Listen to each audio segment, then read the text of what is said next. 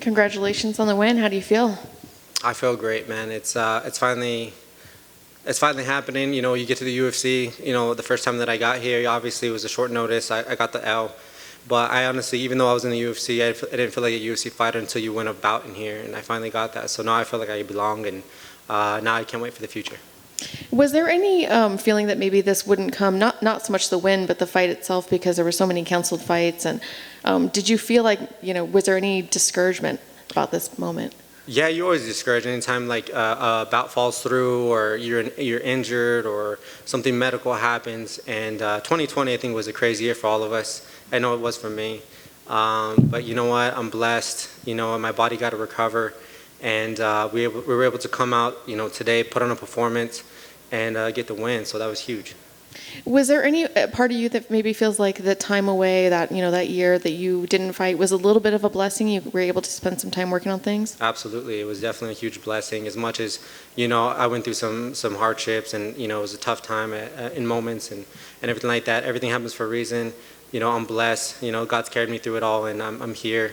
And I have an amazing team behind me. I have a beautiful wife. I have, he ain't newborn anymore. He's 1 year old, and man, he just keeps me on my toes. I have an autistic daughter, and man, my house is wild, but you know what? I love them so much. It's awesome. And your opponent normally fights at a much higher weight class. Did you feel like there was any kind of size difference in there? He's much taller. I definitely had to get a little bit bigger training partners for me, and it was a little bit of a challenge at first. I'm coming up from 35 and 45, having to make the adjustments and everything like that. I have a great strength training coach, my dad, and then I brought in one of my good buddies. His name's Bowie Bada, and man, he did an awesome job helping me, along with the rest of my team and my coaches, Greg Jackson, Mike Winklejohn. And man, I think we pulled everything together. We did everything right, and we got the win today. So that's all that counts to me. And when do you want to get back in there? I'd like to maybe get one more in before the end of the year. If not, maybe at the beginning of next year. Right now, I kind of got a small little suspension, but hopefully after that, we can start in talks. I have an amazing management, Jason House, and we'll get together, and we'll hopefully get a couple names, and hopefully we'll come back here pretty soon and start a roll. This is great. Do you have any names already in mind, or you kind of want to wait and take? No, I do. There was a fight I watched not too long ago. I know one of them is fought already, but I saw a fight. It was I think Kazula Vargas versus Zhu Rong, and both of those seem like exciting fights. Man, that looks like a fight that I would like to be part of, and either one of those guys would be great. They come to scrap. They're very strong, and I think that would be a fun fight for the fans too. So maybe we can get that going. It's like I said, one of them can step up to the plate because I'll be on the mound. Thank you. Awesome. Thank you, guys. Like you mentioned, 2020 was kind of crazy. When some of the bouts, the canceled bouts, were you dealing with injury, or was it just other things outside of fighting? One was an injury. The first one was an injury, and then I think I was fighting Peter Barrett. That one was an injury, and then when I was supposed to fight Jourdain. I actually had some really bad gut issues, and so we had to go see a bunch of doctors and everything like that. Talk to my team, like, you're not looking good. Your medical, your health really comes first. And so as much as I didn't want to, we had to obviously pull out. I had to go, handle it. And majority of that stuff is taken care of. We moved up in weight just to make sure my health is good.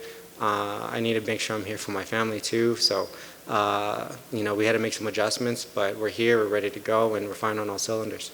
And I guess with the young infant, with that time away to heal for yourself and be able to spend time with the child, was it a sort of a blessing in disguise? It's always a blessing, man. I have that little guy. He keeps me on my toes, but man, he's awesome. He's crazy, and he loves the fights. If he's going crazy, I just put on the fights, and he sits, and it kind of worries me because I don't know if I want him to become a fighter. Yeah. But man, I'll tell you what, I'll put him in his little chair, and he'll just sit there, and and he'll watch them, and you say something, he kind of looks at you, and he's like quiet. You know what I mean? But yeah, man, it was a blessing. Me and my wife, we love being with them, and like I said, our house is wild, but it's a joy and it's a blessing. Has he came to the gym yet to watch you train?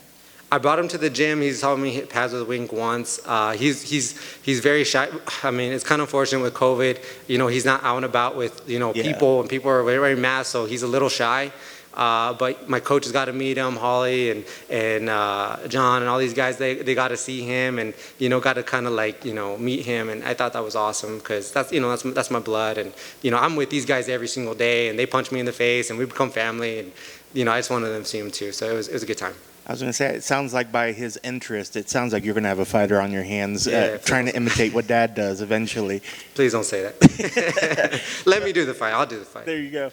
And looking at wanting to stay busy, you said you want to make 155 your home, but with the idea of trying to stay busy, is there any hopes to maybe some people, if they could fight in other divisions, will take fights going up and down a little bit to stay busy?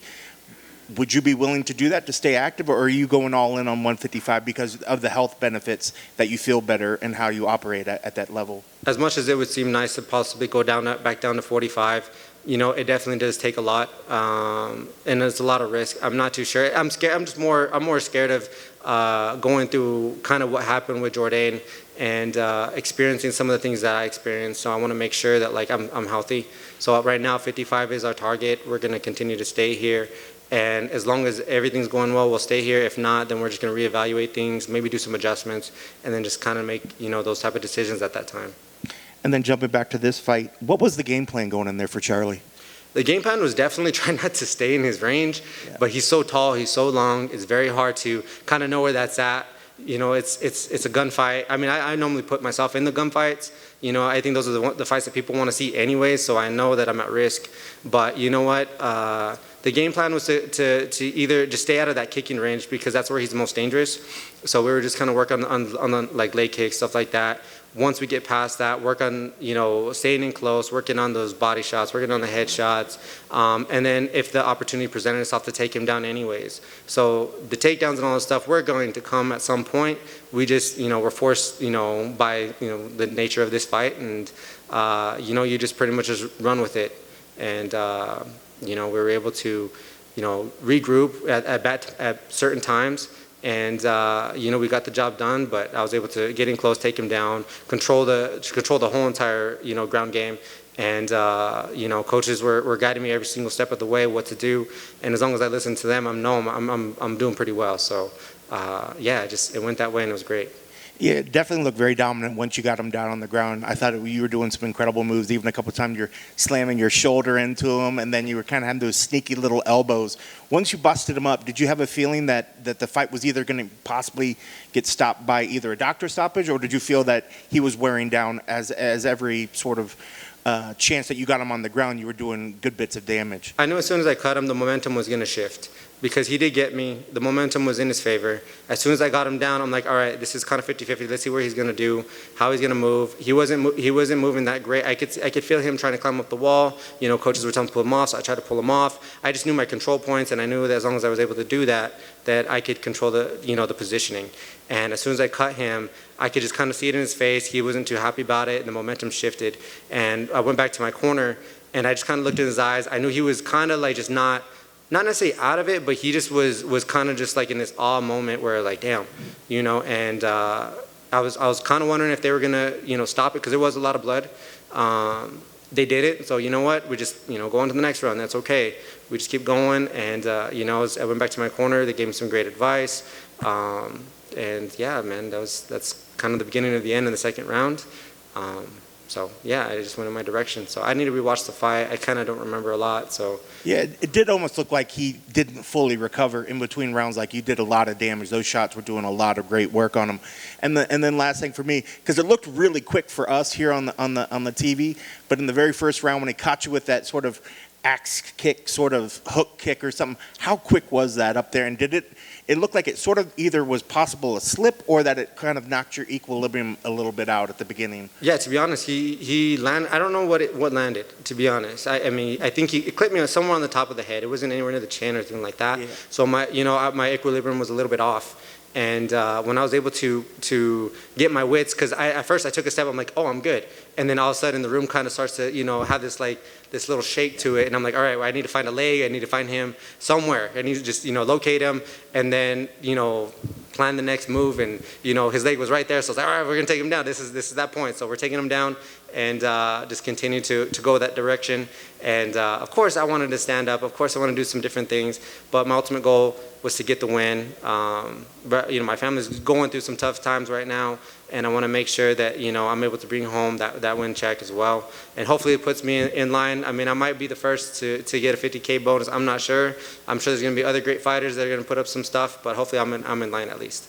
Well, I hope you get it. And credit to your toughness, because, yeah, as soon as you took that leg, it seemed like the beginning of the end for him. So credit to you and your toughness. And congrats on the win. Thank you, man. I appreciate it. Thank you for your time.